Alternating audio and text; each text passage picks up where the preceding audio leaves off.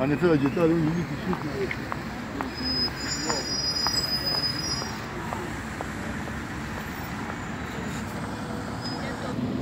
A soli 12 giorni dall'avvio del servizio di linea 80 tra Chioggia e Venezia da parte di Arriva Veneto, la società italo-tedesca che ha vinto la gara d'appalto della città metropolitana continuano a delinearsi nuovi aspetti relativi alla gestione pratica per gli utenti.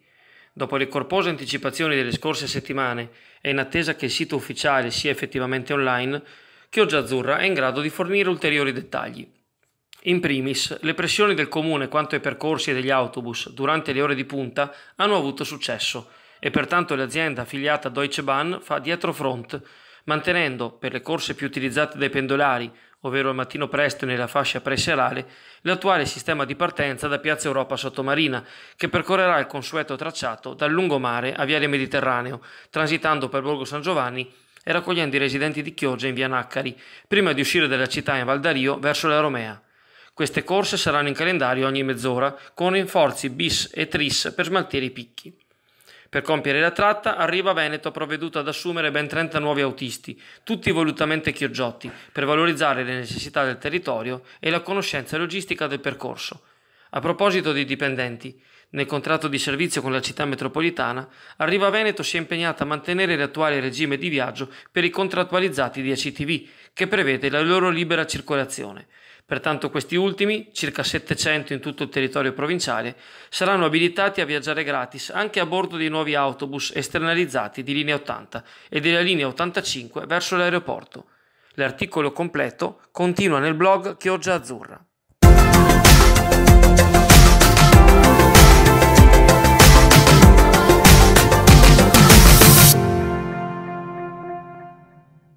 Nuovo incendio ai danni di uno scooter avvenuto nella notte a Borgo San Giovanni. Il mezzo coinvolto è uno scarabeo di marca Aprilia, appartenente a un uomo di 60 anni, andato completamente distrutto dalle fiamme in via Benedetto Croce.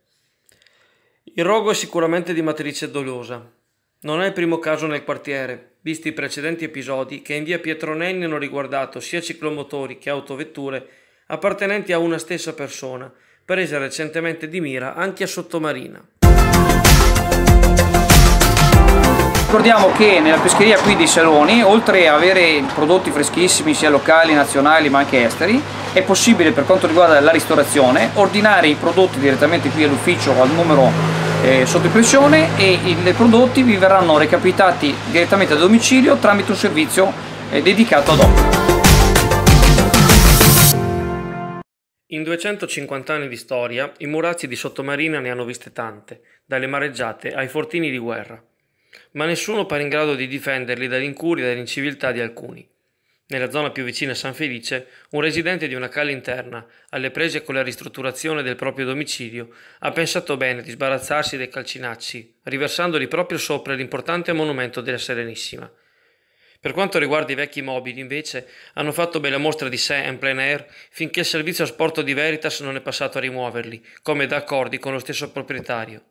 Resta comunque lo scempio delle piastrelle e delle schegge a coprire una zona che di recente ha conosciuto nuovo spolvero nell'ambito delle visite guidate al forte e alla batteria di San Felice.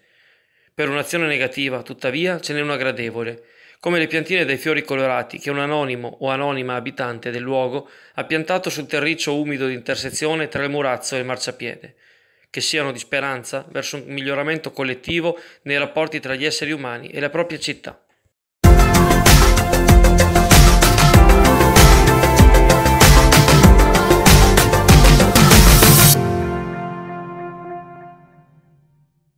Sono pronte le domande di partecipazione ai centri estivi comunali Estate Junior 2018 per bambini dai 3 agli 11 anni. I moduli si possono scaricare dal sito del comune, chioggia.org, e dopo la compilazione vanno consegnati entro il prossimo 12 giugno all'ufficio protocollo del comune, piano terra del municipio, lato pescheria, oppure via posta certificata all'indirizzo chioggia@pec.chioggia.org. Per adesione al pre-turno, post-turno e al prolungamento di orario, sezione dedicata ai bambini dai 6 agli 11 anni, occorre fare riferimento diretto all'associazione Arena Artis. Dal lunedì 11 giugno è prevista infatti la possibilità per gli interessati di avvalersi del servizio fino alle ore 16, così da sostenere e supportare le famiglie in difficoltà nella gestione dei bambini per tutto il periodo estivo, a partire dalla sospensione delle attività scolastiche. Il progetto è riservato alle età che frequentano la scuola per l'infanzia o la scuola primaria del territorio. Per questi ultimi, le iniziative avranno luogo al centro Arena Fitness di Viale Tirreno Sottomarina. Dei bambini più piccoli, in età tra i 5 anni, si occuperà l'associazione sportiva La Metta. La tariffa è di 145 euro per partecipante, con riduzione del 20 e del 50% rispettivamente per il secondo e terzo figlio partecipante al medesimo turno.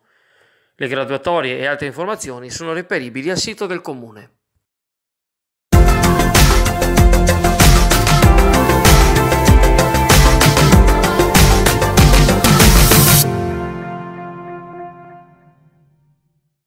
Carissimi amici, buongiorno a tutti e buon martedì. Dunque, per dire la verità, poche saranno le concentrazioni piovose sul nostro territorio durante questa settimana, anzi direi quasi nulle, ma quello che conta è che questo anticiclone naturalmente sta lentamente morendo. Solo la sua cresta superiore tenderà ancora a dare i suoi frutti nell'Italia centrale e meridionale almeno fino a mercoledì. Da noi si aprirà una situazione di frequente instabilità accompagnata da velature, da nuvolamenti, ma con scarsi effetti piovosi sul territorio. Un'altra cosa da dire è che le temperature lentamente torneranno alle medie del periodo, specie le temperature minime che si porteranno di nuovo tra 17 e 18 gradi alla volta di mercoledì e giovedì. Qualche piovasco potrebbe interessare la nostra regione, le nostre zone nella giornata di venerdì o giovedì, ma ancora non sono di facile collocazione, quindi staremo un pochino a vedere.